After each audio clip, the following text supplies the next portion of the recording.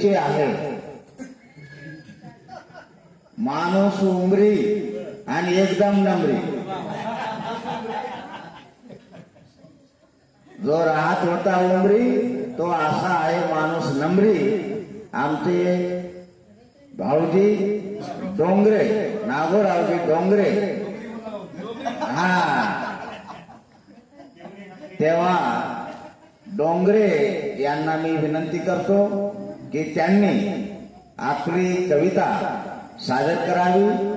काव्याच्या प्रांतामध्ये त्यांची सैराटासारखी म्हणजे वाटचाल आहे, घोडदौड आहे आणि गेल्या अनेक वर्षापासून ते काव्य प्रांतामध्ये आणि काव्य चळवळीमध्ये ते सक्रिय आहे. तेव्हा डोंगरे सरांना विनंती करतो त्यांनी कविता सादर करावी.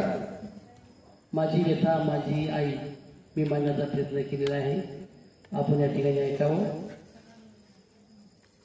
आले डोळ्यात पाणी पुसणार नाही कोणी, कलदार माणसाची दुर्वेत नाही कोणी. काळीच सोलणारा व्यवहार त्याचा, डोळ्यात वेच पाणी पुसणार नाही कोणी.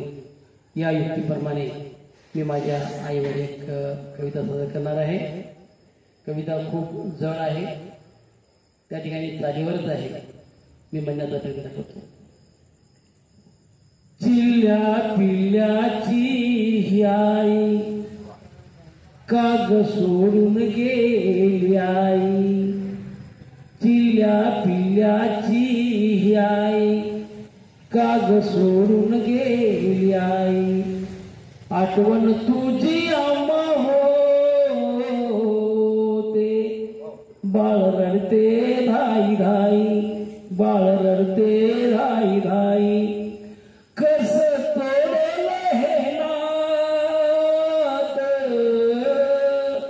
काळाने केला घात. घरचा मोडेला आमचा, गेला माईचा हात. आई म्हणू मी कुणाला, आई म्हणू मी कुणाला. इतकी काग केली घाई, बाळ रडते धाई धाई, बाळ रडते धाई धाई. माया मागू मी कुणाला, हट्ट पुरविल कोणी. बाळाचे संगोपन आता करील कोणी. जन्म घेऊन पुन्हा हे आमच्या पायी. बाळ रडतो धाई धाई, बाळ रडतो धाई धाई. गेले पक्षी उडून, घट झालं हे सुन. गेले पक्षी उडून, घट झालं हे सुन. किलबिल दिले कशी पोरकी मन.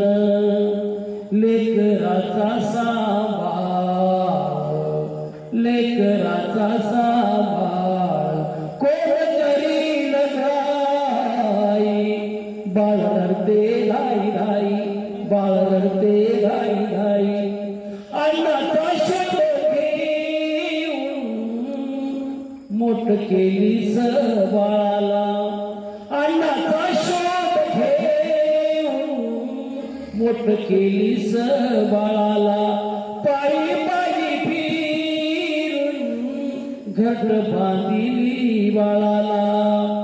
घरट्याची पाणी, घरट्याची पाणी कोण करील गाई. बाळ रडते धाई धाई, बाळ रडते धाई धाई. चिल्ल्या पिल्ल्याची आई काग सोडून गेली आई.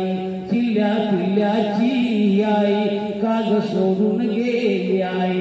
आठवण तुझी आम्हा होते, बाळ रडते धाई धाई, बाळ रडते धाई धाई, बाळ रडते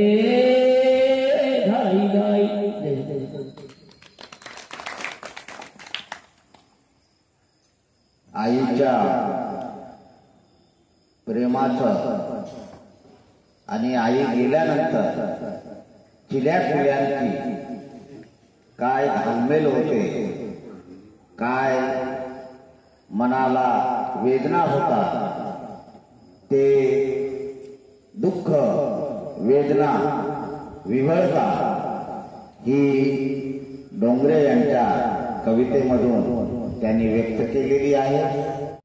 माय त्या एकाच नावावर होती त्यांनी प्रकाशित केलेली आहे. जवळपास 1000 कवितेच्या वर माय या विषयावर त्यांच्या कविता आहेत. असे नागोराव डोंगरे यांनी या ठिकाणी सुंदर अशी आपली रचना सादर केली. यानंतर मी सप्तरंगी साहित्य मंडळाचे राज्याचे उपाध्यक्ष यांना पाचारण करतोय की ते अंतरीचे रान हा कविता संग्रह त्यांचा प्रसिद्ध आहे. अनेक कविता संग्रह त्यांचे प्रसिद्ध आहेत. त्यांनी पिक्चर मध्ये सुद्धा काम केलेलं आहे, शॉर्ट फिल्म मध्ये काम केलेलं आहे. भाता हा शॉर्ट फिल्म, पोटजात ही शॉर्ट फिल्म, त्याचे अनेक शॉर्ट फिल्म मध्ये त्यांनी काम केलेलं आहे आणि मोठ्या पडद्यावरच्या पिक्चर मध्ये सुद्धा त्यांनी काम केलेलं आहे. असे हर हुन्नरी बहु आहे पण कवी मनाचे पांडुरंग कोकलवा जे संपूर्ण महाराष्ट्रभर मानसा ही त्यांची कविता गाजत असते. कारण माणसा माणसातला भेद संपुष्टात आला पाहिजे ही हा एक संदेश जे आपल्या कवितेमधून देत असतात. असे पांडुरंग कोकलवा यांना विनंती की आपण आपली रचना करतात. धन्यवाद सर. प्रथमतः मी नवगडे सरांचा मी धन्यवाद मानतो की आम्हाला इथं बोलवलं. हा सप्तरंगी साहित्य मंडळाचा कार्यक्रम कौशल मंडळाची 97वी काव्य पौर्णिमा ही एक आपुलकी जतन करण्याचं काम आपण केलं. आपुलकी प्रतिष्ठान नक्कीच उद्या मोठं वृक्ष होईल आणि असेच कार्यक्रम आपण घेत जाऊ. एक माझी छोटीशी रचना आपल्या पुढे ठेवतो. माझ्या कवितेचं नाव आहे माणसा. माणसात सर्वांचं रक्त लाल असतं, सर्वांना ते झुलत असतं. माणसा भेदाभेद विसरला शिक, माणसा भेदाभेद विसरला शिक, माणसा भेदाभेद विसरला शिक. माणसामध्ये आज तिरस्कार होऊन गेले छोट्या छोट्या कारणावर. माणूस म्हटल्याच्या नंतर सर्वच रक्त लाल असते हे मला बुद्धी सुचली आणि ही लोक असं का वागतात म्हणून या 4 ओळी केलेल्या आहेत. माणसा सर्वांचं रक्त लाल असतं, सर्वांना ते जुळत असतं. माणसा भेदाभेद विसरलेला शिक, माणसा भेदाभेद विसरलेला शिक, माणसा भेदाभेद विसरलेला. माणसा स्त्री भ्रूण हत्या का बरं? मागे 2017 साली दवाखान्यामध्ये टाळे लागले होते की स्त्रीचा गर्भ राहिला की काढून टाकायचं आणि ती परिस्थिती आज निर्माण झाली. आज मुलाला मुलगी भेटत नाही आणि मुलीला मुलगा भेटत नाही. मुलीचे प्रमाण खूप कमी झालेलं आहे पण मुलांची आज दयनीय अवस्था झालेली आहे. त्या 2017 साली ह्या 4 ओळी केलेल्या आहे. माणसा मुलगा काय मुलगी काय दोन्ही अपत्यच की.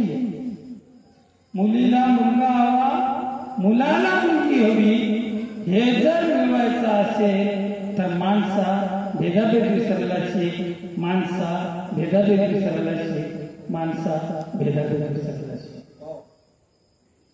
शेवटच्या 4 ओळी. माणसा स्त्री भ्रूण हत्या का बरं?